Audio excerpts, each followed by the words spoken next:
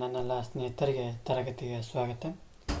ತರಗತಿ ಪ್ರಾರಂಭ ಮಾಡೋಕ್ಕಿಂತ ಮುಂಚಿತವಾಗಿ ನಮ್ಮ ಒಂದು ಯೂಟ್ಯೂಬ್ ಚಾನಲಿಗೆ ಸಬ್ಸ್ಕ್ರೈಬ್ ಆಗಿ ಜೊತೆಗೆ ಪ್ರತಿನಿತ್ಯ ತರಗತಿಗಳನ್ನು ವೀಕ್ಷಿಸಿ ಅನ್ನುತ್ತೆ ಇವತ್ತಿನ ತರಗತಿಯನ್ನು ಪ್ರಾರಂಭ ಮಾಡ್ತಾ ಹೋಗ್ತೀನಿ. ಇವತ್ತಿನ ತರಗತಿ ಟಿಪ್ಪು ಸುಲ್ತಾನ್ ಅವರ ಬಗ್ಗೆ ಚರ್ಚೆಯನ್ನು ಮಾಡ್ತಾ ಹೋಗೋಣ. ಯಾಕಪ್ಪ ಅಂದ್ರೆ ಈ ಹಿಂದೆ ನಾವು ಮೊದಲನೇ ಒಂದು ಆಂಗ್ಲೋ ಮೈಸೂರು ಯುದ್ಧದ ಬಗ್ಗೆ ನೋಡ್ತಾ ಹೋದ್ವಿ. ಎರಡನೇ ಆಂಗ್ಲೋ ಮೈಸೂರು ಯುದ್ಧದ ಬಗ್ಗೆ ನೋಡ್ತಾ ಹೋದ್ವಿ.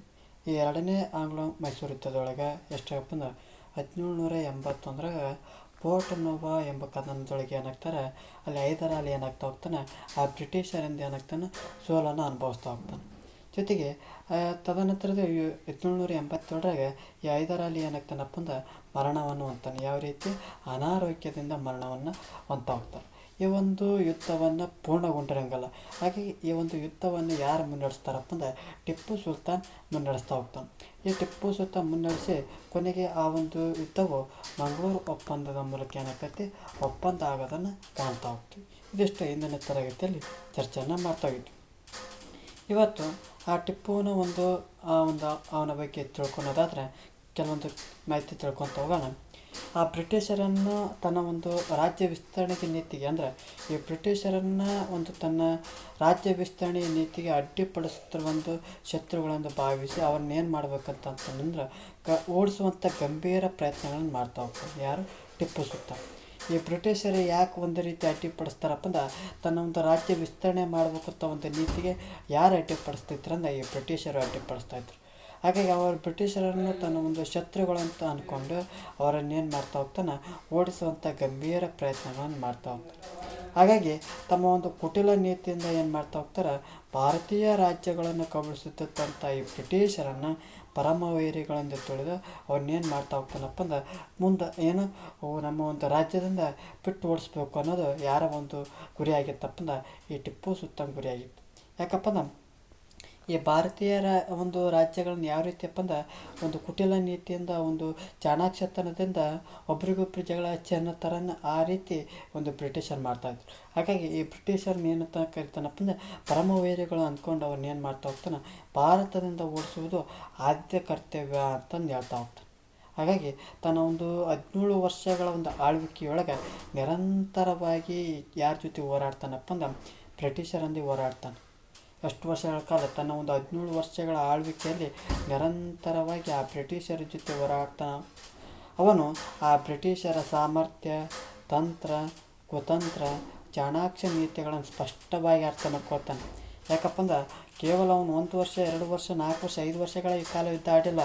ಸರಿಸುಮಾರು 17 ವರ್ಷಗಳ ಕಾಲ ಏನು ಮಾಡ್ತಾನೆ ತನ್ನ ಆಳ್ವಿಕೆಯೊಳಗೆ ನಿರಂತರವಾಗಿ ಬ್ರಿಟಿಷರ ಜೊತೆ ಹೋರಾಡ್ತಾನೆ.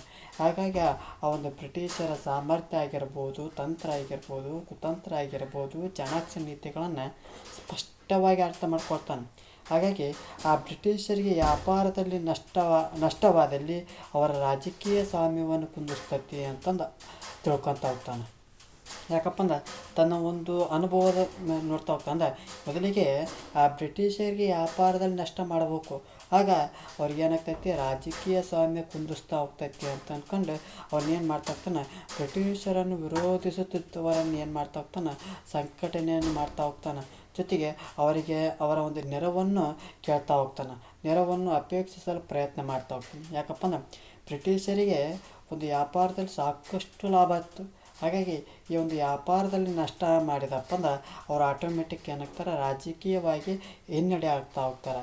ಹಾಗಾಗಿ ಏನು ಮಾಡ್ತಾ ಹೋಗ್ತಾನೆ ಯಾರು ಬ್ರಿಟಿಷರ ವಿರೋಧಿಗಳಾಗ್ತಾ ಇರ್ತಾರಲ್ಲ ಅವರನ್ನು ಸಂಘಟನೆ ಮಾಡೋದು, ಅವರ ಒಂದು ಸಹಾಯವನ್ನು ಪ್ರಯತ್ನವನ್ನು ಮಾಡ್ತಾ ಹೋಗ್ತಾರೆ. ಜೊತೆಗೆ ಆ ಒಂದು ಬ್ರಿಟಿಷರಿಗೆ ವ್ಯಾಪಾರದಲ್ಲಿ ಲಾಭವಾಗದಂತೆ ನೋಡಿಕೊಳ್ಳುವ ಮೂಲಕ ವ್ಯಾಪಾರದ ಮೇಲೆ ಸಾಧಿಸಿದಂಥ ಏಕಸ್ವಾಮ್ಯವನ್ನು ಮುರಿಯುವಂಥ ಪ್ರಯತ್ನಗಳನ್ನು ನಡೆಸ್ತಾ ಹೋಗ್ತಾನೆ. ಯಾಕಪ್ಪ ಅಂದ್ರೆ ಅವ್ರಿಗೇನಪ್ಪ ವ್ಯಾಪಾರಕ್ಕೆ ಲಾಭ ಅನ್ನೋದು ಆಗಲೇಬಾರ್ದು ಅಂದ್ಕೊಂಡು ಏನು ಮಾಡ್ತಾ ಹೋಗ್ತಾನೆ ವಿಭಿನ್ನ ರೀತಿಯ ಪ್ರಯತ್ನಗಳನ್ನು ಮಾಡ್ತಾ ಹೋಗ್ತಾನೆ. ಜೊತೆಗೆ ಇವು ಬ್ರಿಟಿಷರಲ್ಲಿ ಮತ್ತು ಟಿಪ್ಪುವಿನ ವಿರುದ್ಧ ಏನಾಗ್ತಾವಪ್ಪ ಅಂದ್ರೆ ದ್ವೇಷ ಭಾವನೆಗಳನ್ನು ಮೂಡಿಸ್ತಾ ಹೋಗ್ತಾವೆ. ಯಾಕಪ್ಪ ಅಂದ್ರೆ ಇಲ್ಲಿ ನಷ್ಟ ಮಾಡೋಕ್ಕತ್ತಪ್ಪ ಸುಮ್ಮನೆ ಇರ್ತಾರೆ, ನನ್ನ ನಷ್ಟಕ್ಕೆ ಯಾರು ಕಂಡು ಅಂತ ನೋಡಿದಾಗ ಟಿಪ್ಪು ಸುಲ್ತಾನ್ ಕಾಣ್ತವೆ. ಹಾಗಾಗಿ ಈ ಬ್ರಿಟಿಷರಲ್ಲಿ ಟಿಪ್ಪುವಿನ ವಿರುದ್ಧ ಮತ್ತು ಅವನ ಮೇಲೆ ದ್ವೇಷ ಭಾವನೆಗಳು ಏನಾಗ್ತಾವೆ ಮೂಡ್ತಾ ಹೋಗ್ತಾವೆ. ಇದು ಏನಪ್ಪ ಅಂದ್ರೆ ಟಿಪ್ಪು ಸುಲ್ತಾನ್ನ ಒಂದು ಹಿನ್ನೆಲೆ ಆಗ್ತಾ ಹೋಗ್ತೈತಿ.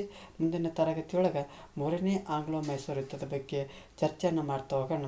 ಈ ಒಂದು ತರಗತಿ ಎಷ್ಟಾಗಿತ್ತಪ್ಪ ಅಂದ್ರೆ ನಮ್ಮ ಒಂದು ಯೂಟ್ಯೂಬ್ ಚಾನಲಿಗೆ ಸಬ್ಸ್ಕ್ರೈಬ್ ಆಗಿ, ಜೊತೆಗೆ ಈ ಒಂದು ತರಗತಿ ಎಷ್ಟಾಗಿತ್ತಪ್ಪ ಅಂದ್ರೆ ಲೈಕ್ ಮಾಡಿ, ಇಲ್ಲದಿದ್ದರೆ ಡಿಸ್ಲೈಕ್ ಮಾಡಿ.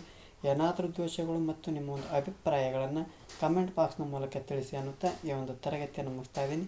ಎಲ್ಲರಿಗೂ ಧನ್ಯವಾದಗಳು.